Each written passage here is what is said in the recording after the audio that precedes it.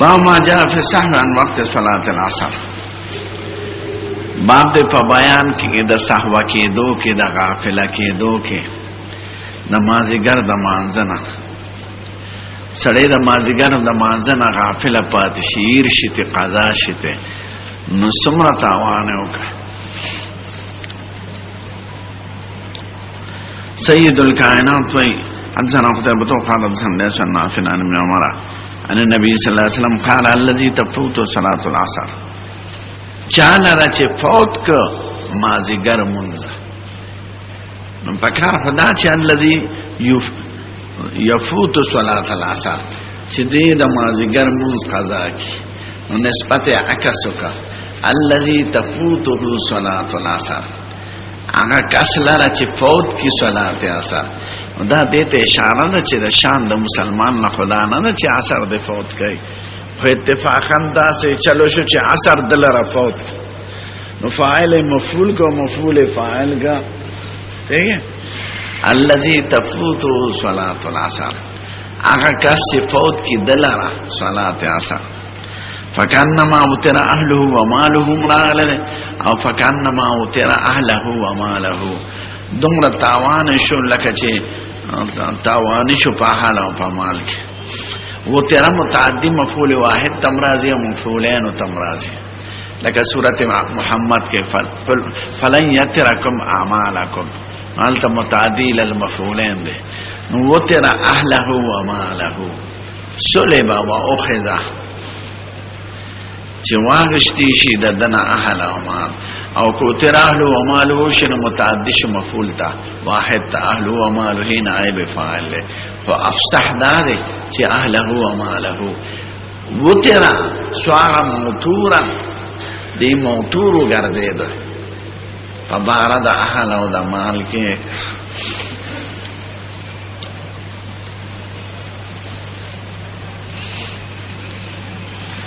درو خبرو ته خیال لاره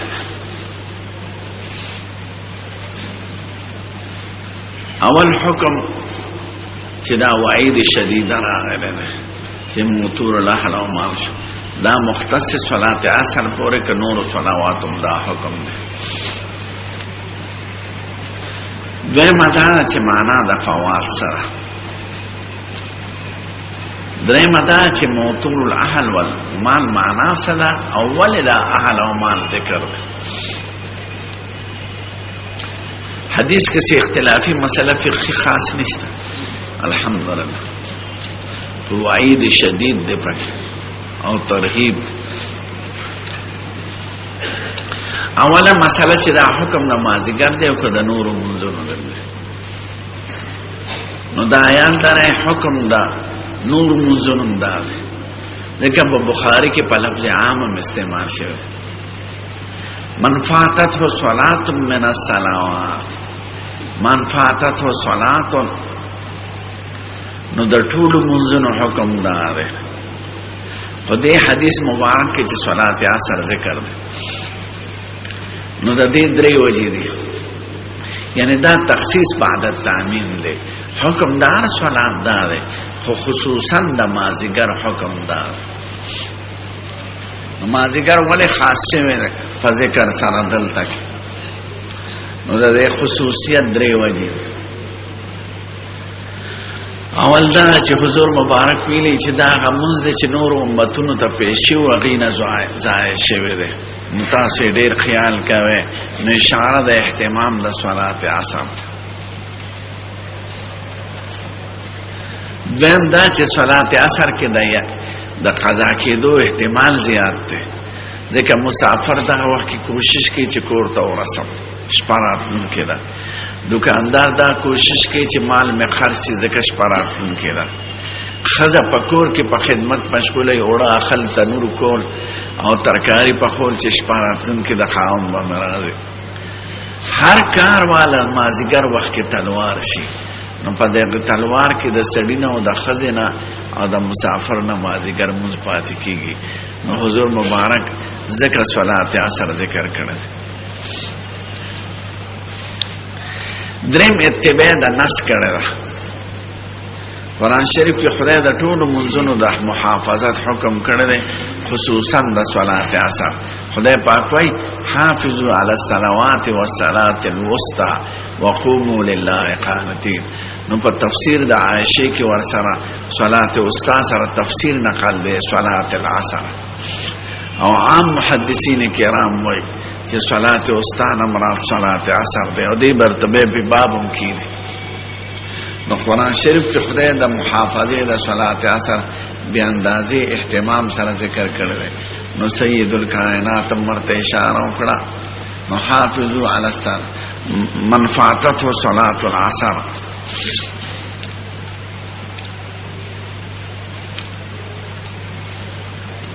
نو دا درې وجه شو.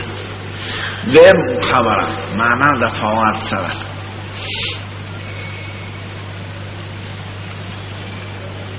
نو د فوات عالمان درې معنا کوي. اول ابو داود کې بل راشي د اوزاعي صاحب کلام چې مراد د فوات نه فوات فی الجماعت ته، که چانه د جمع مزلار د مازیګر نو دومره تاوان وکړه. بعض علماء نقل دی چې مراد تینا تاخیر الی ما بعد المثلین دی، چې مثلین نه رست شي نو مان دغش دونه من قضا شو. درم د امام مالک صاحب نه نقل ده چې مراد د فوات ته تاخیر الی اسفرار الشمس، چې د دنه من فوت شو او نور په زیاړ شو. دا درې واړه معنا د علماء نه نقل دي، خو څلور واړه ائمه کرام په دې دي چې مراد د فوات نه فوات عن الوقت. ذکر بعض روایتو کې راځي من فاتت صلاة العصر حتى غربت الشمس، فوت شمول چې نور په ډوب شو. نو دا فوات مراد فوات عن الوقت الكامل، پورا وخت نه فوات عن الجماعت، نه فوات عن الوقت المستحب، نه فوات الى وقت الاسفرار. دا مختصر قولونه دي. مراد د فوات نه فوات عن الوقت چې دا وخت نه پورا تابان نور ډوب شو.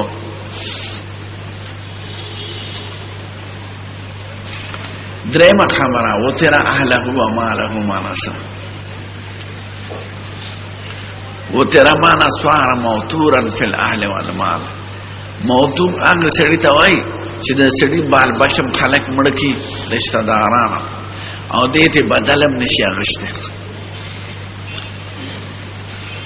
نو وتر سوار موتورا دې موتور پات شو، نقصان من پات شو، مسلوب المال والاهل شو، بحيث لا يستطيع ان ينتقم منه ولا ياخذ بساره. مال او اهل ته سوکوالی نته بدل غشتي شي، نته قصاص غشتي شي. نو دته موتور الاهل والمال وای. اهل اندر نواش وې د لمن او بدلم نشي غشتي، قصاص هم نشي غشتي. که سړی بدل واره نو بیا هم سزرته یو نوع د تسلی راشي. خو چې وام دل ندلنا او بغیر بدل توفیق دی نه، نو دې ته موتور الاهل والمال وای. موتور معنا سواره وترن دی وتر پاتې شو، ځان لپاتې شو. د اهل او د مال په باره کې مال او اهل تلال او بدل نه دوه غمه د پسر شو. یو غمدار چې اشی تلال، دویم غم دا چې بدلې نشي اغشته. یو زوی چې د سړی په خپل مرګ مرشي، خو یو غم دی مرشي مرګ حق دی. خو چې څوک مړ کړي نو د ده دوه غمه شي، یو خو د هغه مرګ، دویم دشمني په سر راتلل. په بدل اغشتو یو قسم تسلي ورته حاصله شي. نو موتور هغه سړی ته وایي چې زوی مړ شي او بدل یې نشي اغشته. نو صار موتورا فی الاهل والمال، صار مسلوبا في الاهل والمال، بحيث لا يستطيع ان ينتقم من عدوه ولا ان ياخذ بساره. نته بدل غشتي شي، نته پیسې غشتي شي. نو دې ته موتور و. دا اهل او مال ولې یادېږي؟ نو رسول الله مبارک خپېږي چې هغه ذکر کړی، خو چونکې اسباب د پاتې کېدو د مون دوه سيزونه دي، یا د اهل په غم کې یا د اولاد په مال په غم کې. اهل مان معنا د بال بچ فکر او د خزه په فکر کې د نماز پاتې کیږي یا د مال کې د مال لا کوس کې مال وړاندې کې خریدار دی داسې دی داسې دی نو چونکه اسباب د ضایع کېدو د غیا اهل وی یا فکر د اهل وی یا فکر د مال وی نو ځکه حضور مبارک یاد کړل بل تا تدا خای چې ته د چا د پاره د منځ ضایع کې کاغه اهل او مال دلار شنو دمر تاوان بدنی لکه د دې منځ تاوان چې دی نو ته چې د چا د پاره غم کې دا غي تل آسان دي د خدای پنه او د مسلل ګران خلق ته چا د پاره منځ پری دي اهل لپاره یعنی د اهل په فکر کې یا د مال په فکر کې د بچو د پاره د شذ د پاره نو که هغه مړ شوی دومره تاوان بنو شوی لکه د مستاوان دا ولې د مستاوان د اهل او د مال د تاوان نه ولې زیات دی د مال او اهل تعلق د دنیا سره دی او د دنیا ورځې لګي دی او د مز تعلق د آخرت سره دی او د آخرت ورځې سمره دی ناغه نقصان چې د ډیر عمر دی هغه زیات ته په نسبت داغه نقصان چې د لږ عمر دی زمون طرف ته یو عالم تیر شوی د ما استاد او حضرت مولانا شمس الله افغانی سے رحمت الله علیه ما ته اجازه مغشتر په حدیث هغه به یو دو مثال وي وی د مز او د اهل مقابله شراش نو ته به مز مخکې د اهل او د اولاد په نسبت د دې د دنیا په خبرو کې داسې مثال لکه یو بکویانی یو کوي ته د چرګ پرې وته او بل کوي ته د نیازبین زوی پرې وته د فرله وو کالو نو کال اوس ته یوازې دومره وخت چې یو شی راخکلی شي بل شی د نمرې نو که زوی راوباسي چرګ مري پکوي او که چرګ راوباسي زوی مري پکوي نو چرګ راوخکلم ضروری دي ځکه چې خامخا 50 روپے قیمت لري خو زوی دا غي نه سره زیات قیمت دي نو که دغه وخت کې انسان ولګي او چرګ د پاره کوشي کوي ته چرګ راوباسي او زوی پری دي نو دا خامخا لګنه ده نو ته دغه وخت کې ویل کېږي چې دا کم کار ده څه غلطي ده وکړه تا دومره غلطي وکړه چې د مال او موتور الاهل والمال ته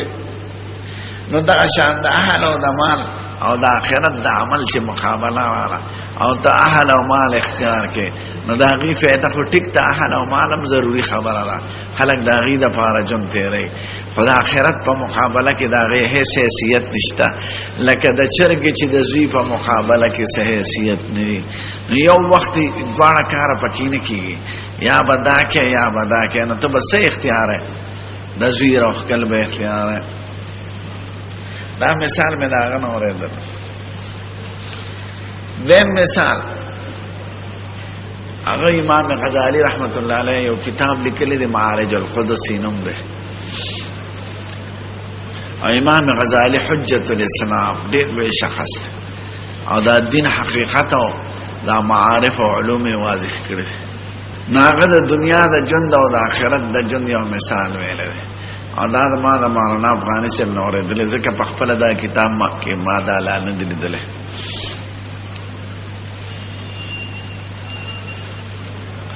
چې د دنیا ژوند کده سړی اوسط عمر 50 کاله کې نو 10 کاله شپه دا او 10 کاله واسطه دا څه دا وکنه 50 کاله د سړی ژوند نیم شپه کې تیری کنه تیری نو د ورځې ژوند 10 کاله پات شو د 10 کاله کې د ناپوهه ژوند 15 کاله او سموده ور سره د ظلمیتوب او ظلمیتوب چې ده الشباب جنون والجنون فنون ظلمیتوب ژوندم د لیوانتوب ژوند ده نو د څنګه دیر شکانو نه چې صدا وړو پواله ژوند لرکه او ست د ظلمیتوب ژوند لرکه نو د سنجیدګي او د عقل او د حکمت او د خیارتا ژوند چې ډیر نزياتي لستول سپنځل لسکالش نو یو طرف ته دنیا کې د سنجیدګۍ جون پنځل لسکانه دستا چې شپېته کاله عمر کې نیمه خوشپاله او نیمه په دغه نورو خبرو لاړه او د آخرت جون څومره ده مارج القدس کې دا مثال ده کدا خلاګانې د ځمکې نه اسمانه پورې څومره خلا ده د دې علم خدای سره او دا غي اسمان نه بل اسمانه پورې څومره خلا ده علم خدای سره او دا اسمان نه بل چې اوسه پورې سستانانو د دې خلا امتحان د معلومه کړي چې د انتها هغه ځای پورې دا به نور نشته یو سستانم نه وي چې عالم دغه ځای پورې د افغانستان نوې د خلا پته نه لګي او راکټ جوړ کړ په زرګونو کډونه رواني یو ډغره بچته نه وي چې دنیا ودرې د لکه آباده کې چې رواني چت سره ډغره وي د دې علم د دې نهایت بغیر د خدای نه بل چاته نشته نو دا اسمان نه بل اسمان نه بل اسمان نه بل اسمان وو اسمانه پورې او دا ټول دا دغه تعبیر دی ټول د خشخاش او د دانو نه ډک شي دا ټول فضاګان او خلاګان تر و مسمانه په او یو مارغه په مخرش چې تسل 4 کاله پس یو دانه خورا سل 4 کاله پس یو کار نو دا ټول دانه بخلاص چې په آخرت جن خلاصي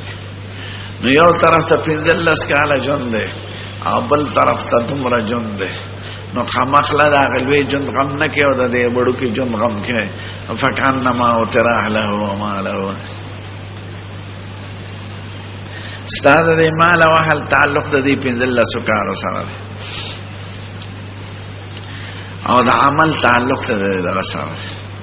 حضور مبارک نم یو حدیث کې راغلی دی علما وایي